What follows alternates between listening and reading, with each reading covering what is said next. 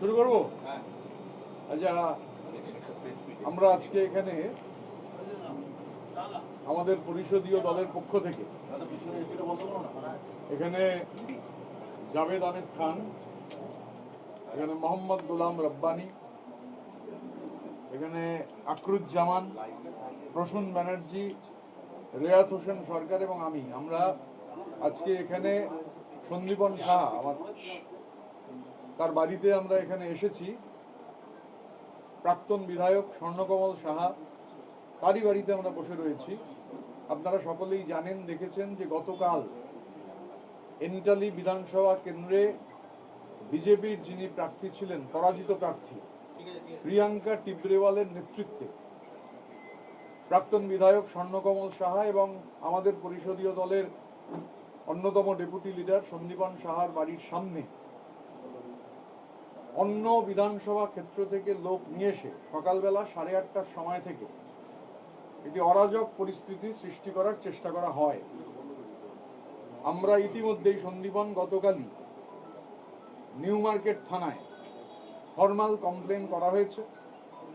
আমরা এই ঘটনার তীব্র নিন্দা করছি এবং অবিলম্বে দোষীদের বিরুদ্ধে ব্যবস্থা গ্রহণের দাবি জানাচ্ছি। এবং এটাও সঙ্গে সঙ্গে জানতে চাইছি যে অরাজক ঘটনা গতকাল ঘটেছে, এই যে অরাজক ঘটনা যিনি ঘটালেন, যার নেতৃত্বে ঘটল, আমরা মনে করি যে এই ঘটনা একেবারে অনভিপ্রেত।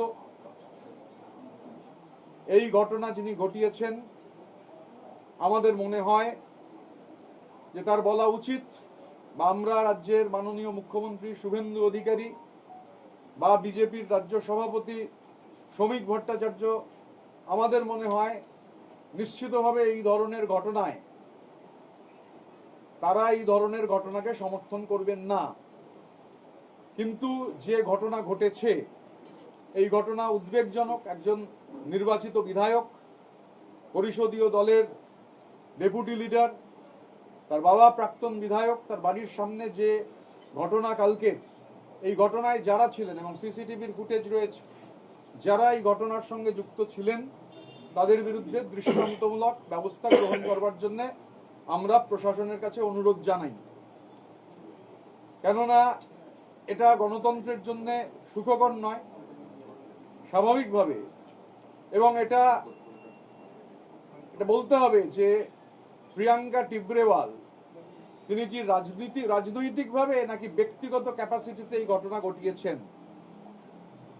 আমরা বিজেপির বিরোধী, রাজনৈতিক বিরোধিতার জায়গায়, কিন্তু কালকে সকালে যে ঘটনা ঘটেছে সেই ঘটনা প্রত্যেকে জানেন, প্রত্যেকে দেখেছেন, একটা অরাজক বিশৃঙ্খল পরিবেশ তৈরি করার প্রচেষ্টা। আমরা প্রশাসনের দ্বারস্থ হয়েছি। প্রশাসন নিশ্চিতভাবে ব্যবস্থা গ্রহণ করবেন, এটা আমরা বিশ্বাস রাখি। স্বাভাবিকভাবে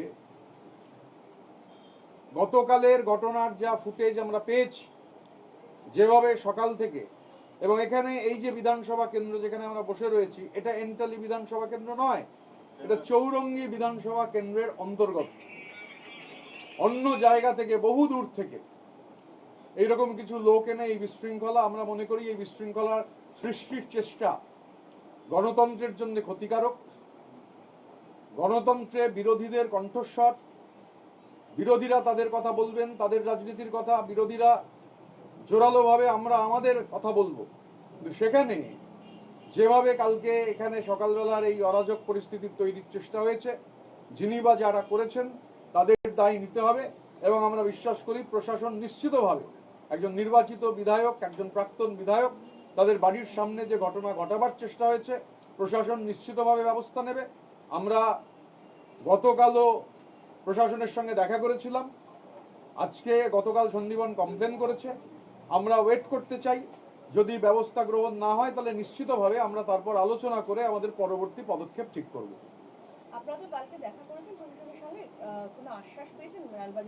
কালকে কমপ্লেন দেখা করা হয়েছে, প্রশাসনের সঙ্গে কথা হয়েছে। এবার স্বাভাবিকভাবে প্রশাসনকেও তো কিছুটা সময় দিতে হবে, তারপরে যা হবে আমরা আলোচনা করে আমাদের পরবর্তী পদক্ষেপ আমরা ঠিক করব।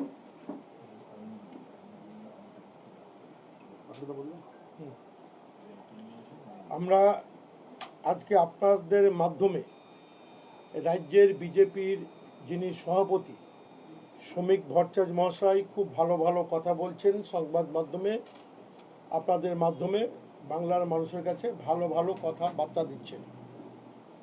আমি আপনাদের মাধ্যমে রাজ্য বিজেপি সভাপতিকে জানতে চাই যে আমাদের কৈশোর দলের সহনেতা বিধায়ক সন্দীপন সাহার বাড়িতে